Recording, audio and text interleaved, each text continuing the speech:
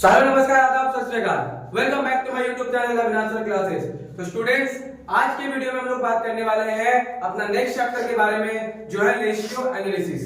इस चैप्टर से आप लोग का एग्जाम में टोटल 20 मार्क्स का क्वेश्चन रहने वाला है, जिसमें 15 मार्क्स का एक लॉन्ग क्वेश्चन होगा और 5 मार्क्स का एक शॉर्ट क्वेश्चन। तो आज के वीडियो में हम लोग डिस्कस करेंगे कि रेशियो एनालिसिस का कांसेप्ट क्या है और कौन कौन सा फॉर्मूला हमारे लिए इंपॉर्टेंट होने वाला है, क्योंकि ये चैप्टर पूरा का पूरा किस पे बेस्ड है? Formula based.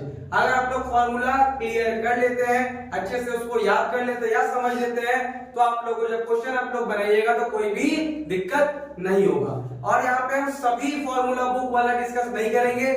जो फॉर्मूला इंपॉर्टेंट है और जिसका यूज ज्यादा होगा, बस उतना ही फॉर्मूला आप लोग को बताया जाएगा।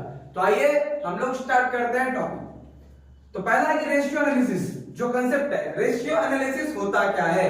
तो एक ऐसा टूल्स है अकाउंटिंग का जिसके थ्रू हम लोग कंपनी का प्रॉफिटेबिलिटी को एसेस कर सकते हैं, या फिर कंपनी का फाइनेंशियल परफॉर्मेंस या फाइनेंशियल हेल्थ कैसा है उसके बारे में क्या कर सकते हैं? जानकारी कर सकते हैं, यानी पता लगा सकते हैं। तो क्या होता है? Ratio analysis is AI tools of accounting. Accounting का एक ऐसा टूल्स विच एसेस, जिससे पता चलता है किस चीज के बारे में? प्रॉफिटेबिलिटी, कितना प्रॉफिटेबिलिटी है, कितना प्रॉफिट मतलब कंपनी इस प्रोजेक्ट से या उस कंपनी के द्वारा अर्न किया जा रहा है, और फाइनेंशियल पोजीशन क्या है, उस कंपनी का फाइनेंशियल पोजीशन के बारे में हम लोग को जानकारी मिल सकता है। किसके थ्रू? रेशियो एनालिसिस के थ्रू। ये तो हो गया कि रेशियो एनालिसिस होता है क्या, एकदम शॉर्ट में, छोटे में।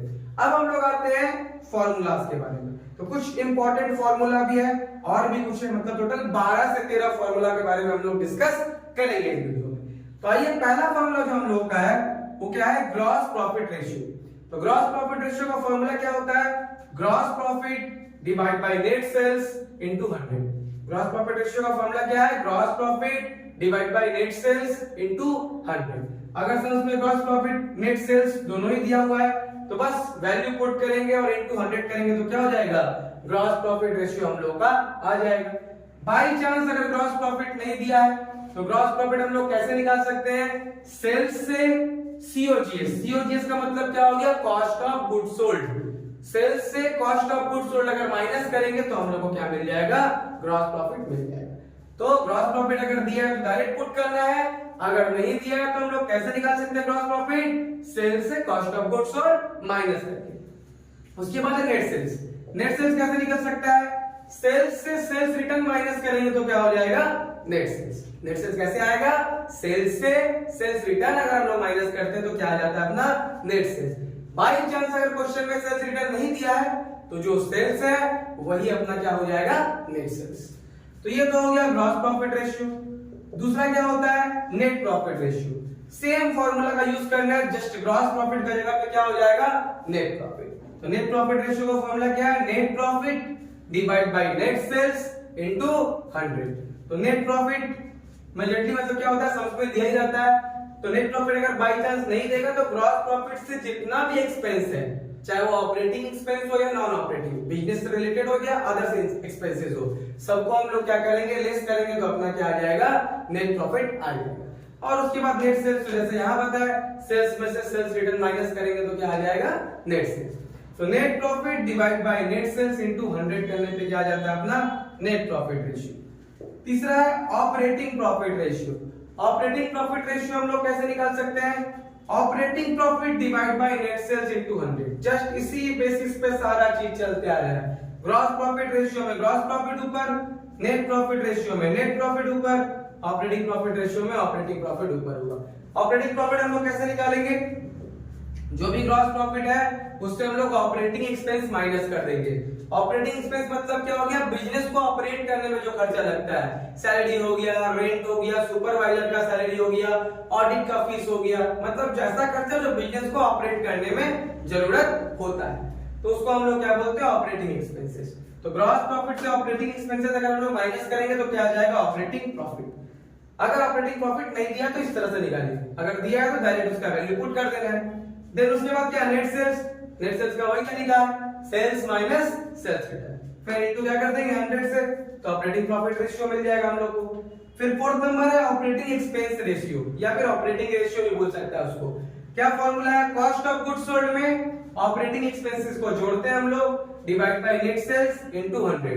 इसको ब्रेक करके लिखा दिए, कहीं के बुक में आप लोग को ऑपरेटिंग कॉस्ट बोल के भी बोलेगा, operating cost by sales into 100। तो ऑपरेटिंग कॉस्ट निकालने के लिए फिर से आप लोग को क्या करना पड़ता है, कॉस्ट ऑफ गुड्स सोल्ड और ऑपरेटिंग एक्सपेंसेस को जोड़ के ही ऑपरेटिंग कॉस्ट निकालना पड़ता है। इसलिए डायरेक्ट हम क्या कर दिए हैं उसको ब्रेक। ऑपरेटिंग एक्सपेंस रेशियो किस तरह से निकल सकता है, कॉस्ट ऑफ गुड्स सोल्ड के वैल्यू के साथ हम लोग अपना ऑपरेटिंग एक्सपेंसेस जितना है उसको जोड़ेंगे। ऐसे खर्चा बहुत सारा होता है, लेकिन ऐसा कुछ खर्चा जो बिजनेस को ऑपरेट करने में नहीं लगेगा उसको हम लोग ऑपरेटिंग एक्सपेंसेस नहीं मान सकते। जैसे interest on loan, interest on debenture, ये सब ऑपरेटिंग एक्सपेंस नहीं है। सैलरी हो गया, वेजेस हो गया, फिर से ऑडिट का फीस हो गया, ऑफिस एक्सपेंसेस हो गया, ये सब क्या अपना ऑपरेटिंग एक्सपेंस होता है। फिर cost of goods sold operating expense जो भी वैल्यू आएगा उसको जोड़ दिया जाएगा, divide by net sales. Net sales वैसे निकलेगा सेल्स माइनस सेल्स रिटर्न, फिर इनटू क्या कर देंगे 100, जिससे हम लोग क्या मिल जाएगा, ऑपरेटिंग एक्सपेंस रेशियो मिल जाएगा। उसके बाद आता है debtor turnover ratio. Debtor turnover ratio हम लोग कैसे निकाल सकते हैं, credit sales divide by average debtor. क्या है, credit sales divide by average debtor करेंगे तो क्या हो जाएगा, डेटा टर्नओवर रेशियो निकल जाएगा। क्रेडिट सेल्स कैसे निकल सकता है, सेल्स से हम लोग सेल्स रिटर्न माइनस करेंगे, फिर उससे कैश सेल माइनस कर देंगे। जितना हम लोग क्या किए हैं, कैश में सामान बेचे हैं उसको माइनस कर देंगे, तो जो बचेगा मतलब क्या हो जाएगा, उधार में जो सामान बेचा गया है, यानी क्रेडिट सेल हम लोग को मिल जाएगा। कैसे निकालते हैं क्रेडिट सेल, सेल से सेल्स रिटर्न माइनस, देन उसके बाद कैश सेल्स माइनस कर देने पे क्या आ जाता है, क्रेडिट सेल्स। फिर डिवाइड बाय क्या होगा, एवरेज डेटर। एवरेज डेटर अगर सम में नहीं दिया तो कैसे निकालेंगे, ओपनिंग डेटर और क्लोजिंग डेटर का वैल्यू को जोड़ के डिवाइड बाय 2। अगर सिर्फ डेटर है तो डेटर का ही ओपनिंग क्लोजिंग ऐड करेंगे। अगर बिल रिसीवेबल भी है तो बिल रिसीवेबल को भी डेटर के साथ ऐड करना पड़ेगा, यानी ओपनिंग डेटर के साथ ओपनिंग वाला बिल रिसीवेबल, क्लोजिंग डेटर के साथ क्लोजिंग वाला बिल रिसीवेबल ऐड करने के बाद हम लोग क्या करेंगे, 2 से डिवाइड करेंगे। तो उस केस में हम लोग क्या मिल जाएगा, एवरेज डेटर या फिर एवरेज रिसीवेबल उसको बोल सकते हैं, वो मिल जाएगा। तो दोनों को डिवाइड करने पर हम लोग को क्या मिलेगा, data turnover ratio.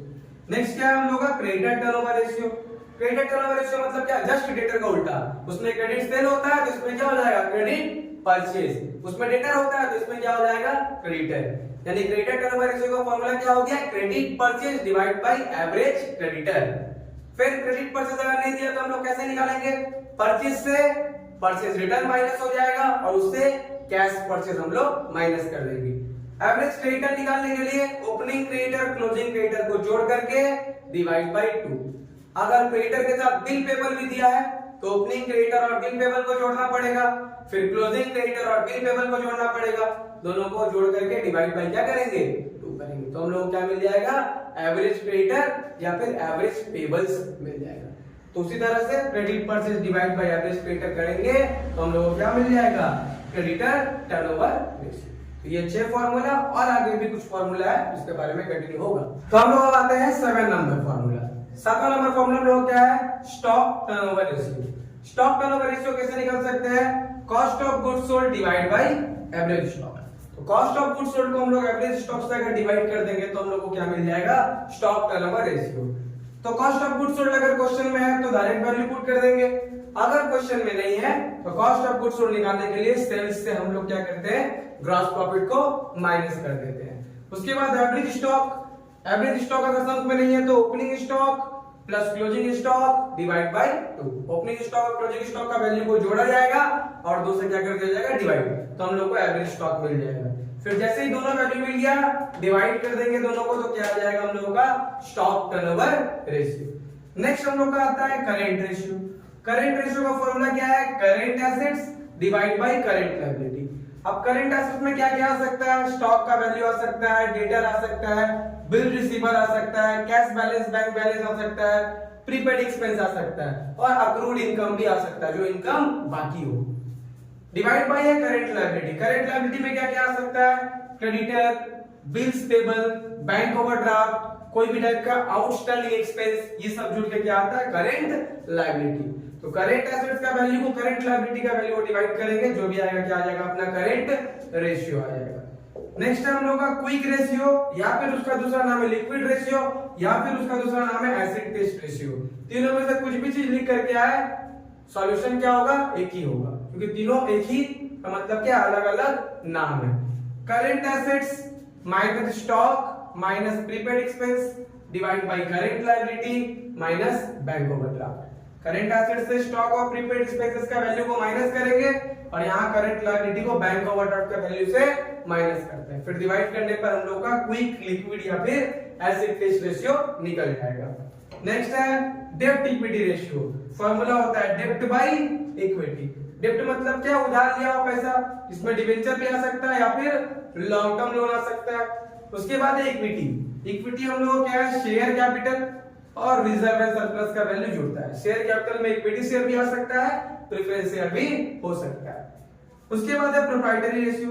Proprietary ratio का फॉर्मूला क्या हो जाएगा, proprietor fund divide by total assets. Proprietor fund मतलब इक्विटी है, शेयर कैपिटल और रिजर्व एंड सरप्लस का वैल्यू जोड़ के आएगा। प्रोप्राइटर फंड को हम लोग एक और नाम नेटवर्थ भी बोल सकते हैं, इसको नेटवर्थ भी बोला जा सकता है। और last formula working capital. Working capital कैसे निकलेगा, करंट एसेट से करंट लायबिलिटी माइनस करनी। तो ये था हम लोग का 12 फॉर्मूला जो इंपॉर्टेंट होगा रेशियो एनालिसिस जब भी हम लोग क्या सॉल्यूशन शुरू करेंगे। तो ये 12 फॉर्मूला अगर आप लोग क्लियर कर लेते हैं या समझ लेते हैं उसको अच्छे से, तो कोई भी क्वेश्चन बनाने में दिक्कत नहीं होगा। लेकिन फॉर्मूला अगर क्लियर नहीं होगा तो फिर सम्स भी बनने में दिक्कत हो सकता है। तो फॉर्मूला सबसे पहले सभी को क्या क्लियर करने का जरूरत होगा, उसके बाद हम लोग क्वेश्चन पर आ सकते हैं और क्वेश्चन को कर भी सकते हैं। तो आज के वीडियो में इतना ही। क्वेश्चन का बात हम लोग नेक्स्ट वीडियो में करेंगे। वीडियो अगर पसंद आया है तो वीडियो को लाइक कीजिए और अपने दोस्तों के साथ शेयर कीजिए, और हमारे चैनल में नए हैं तो चैनल को सब्सक्राइब कीजिए।